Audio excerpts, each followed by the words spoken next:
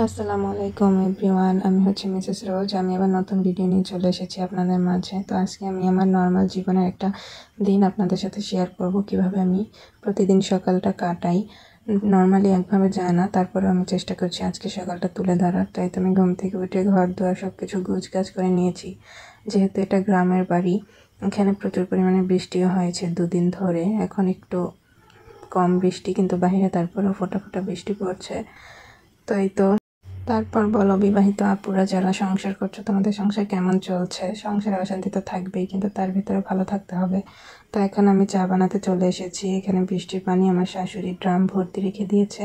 এগুলো দিয়ে আমরা রান্না বাড়া করি, চা বানাই, চার কালারটা সুন্দর আসে এর জন্য। তো এখন আমি এখানে চা বসিয়ে দিব গ্যাসে। তারপর এখানে মশলাপাতি দিয়ে দিব। এটা মশলা চা বানাচ্ছি, রং চাও বলা যায়, সমস্যা নেই। আসলে একটা মেয়ে যখন শ্বশুরবাড়িতে আসে তখন সে অনেকগুলো স্বপ্ন নিয়ে আসে, তার ভালো থাকা, নিজের একটা সংসার তৈরি করা, সবাইকে নিয়ে হাসি খুশি থাকা। কিন্তু কোনো না কোনো কারণে সেই পরিস্থিতিটা ঠিক উল্টো দিকে হয়ে যায়। সংসারে নানা রকম ঝামেলা আর মধ্যে পড়ে একটা মেয়েকে অনেক কিছু সাফার করতে হয়, যেটা কখনো একটা ছেলে করে না, তার শ্বশুরবাড়িতে যেও করে না, এমনকি নিজের বাড়িতেও না। তো মেয়েরা শ্বশুরবাড়িতে এসে অনেক কিছু সাফার করে।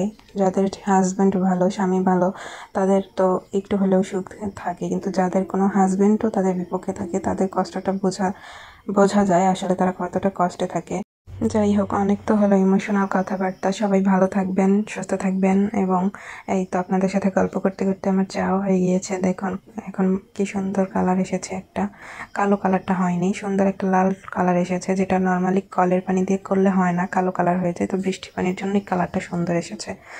তো আপনারা বাসায় ট্রাই করতে পারেন বৃষ্টির পানি দিয়ে চা।